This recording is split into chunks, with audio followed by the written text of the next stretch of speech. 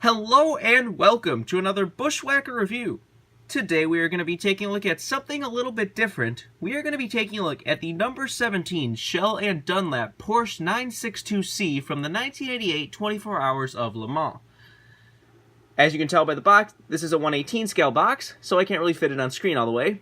But it's really not a very exciting box. It's really just a generic blue Universal Hobbies box. It says Universal Hobbies, 1/18 scale. It says Universal, then Hobbies. It's got some like fade to white. You see the base X just say 1/18 Porsche 962C on it. Universal Hobbies, 1/18 scale. Back of the box just has a UH. Really not much to talk about with the box of that. But anyways, let's get to the Porsche itself. A very iconic and unbeatable car from the old 24 Hours races.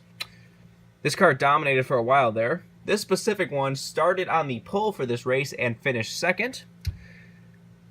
And if you're wondering why I'm taking a look at this, one, it's because it's a Shell car. Two, if you remember back in 2015 at the Darlington Throwback race, the original year, Logano's throwback was to this car. It looked a little bit different because they can't really go with, an asymmetrical design like this car has, because, NASCAR hates asymmetrical designs these days, but this is a car that I've wanted for a while to go with the throwback, and it's glad to finally get one. Just an awesome, awesome paint scheme. A very iconic paint scheme. They had 3 of these cars all in the same paint scheme, started 1, 2, 3. Just look fantastic. Anyways, let's do a quick 360 of the car. This is a very, very detailed diecast. Has opening parts, turning wheels. The top is metal, the bottom is plastic, but just a fantastic, fantastic diecast.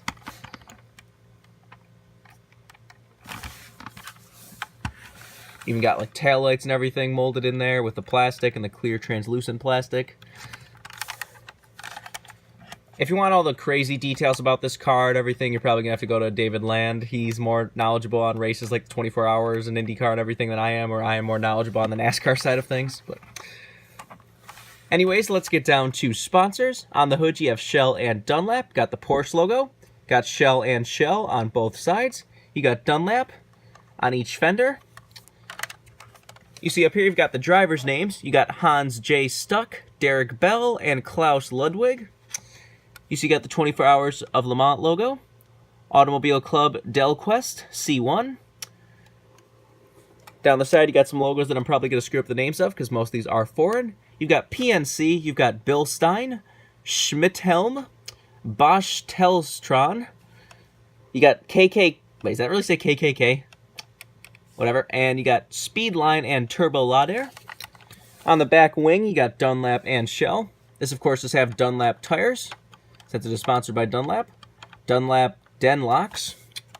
You see on the back wing, you got Shell Mitt M2000. You got Porsche, kind of on where the back window would be right there. You got the same stuff down the other side, except this side says Dunlop instead of Shell. This actually does have an opening piece. You can actually open this back piece if it wants to open. There you go. And you see you can have some very, very nice engine detail back there. That is much better detail than we get on most diecasts nowadays.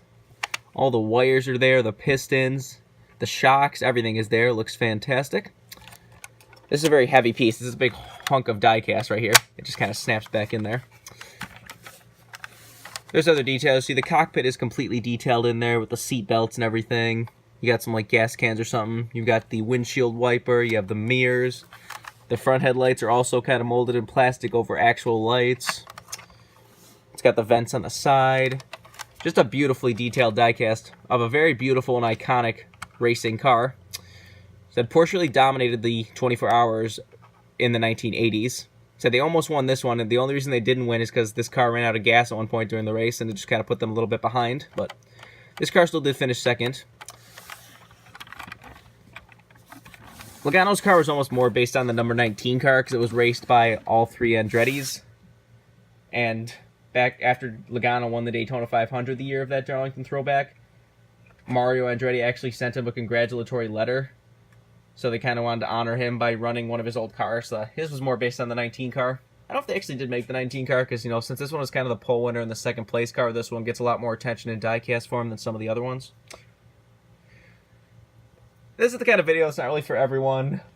A lot of people only seem to like the NASCAR stuff on my channel. Like, a NASCAR video will get like 2,000 views, and then I'll review something out from another series. It'll get like 500 views. So You never know what's going to happen, but I probably butchered some of the names and some of the details of this race. You're going to have to go to David Land to get the more specific details of this race. But like I said, I got this specifically to go with Logano's Darlington Throwback, and it's just a very, very awesome paint scheme and a very, very awesome, iconic, classic car. If you want this car, it's very hard to get. Like I said, I've been wanting it since 2015, and I could just never get one. Finally found one that appeared in the States for a decent price and had to pounce. Universal Hobbies definitely makes a very, very nice piece of diecast. Anyways, I think that's all there is to say. This has been a review of the number 17 Porsche 962 from the 1988 24 Hours. Hope you enjoyed, and thanks for watching.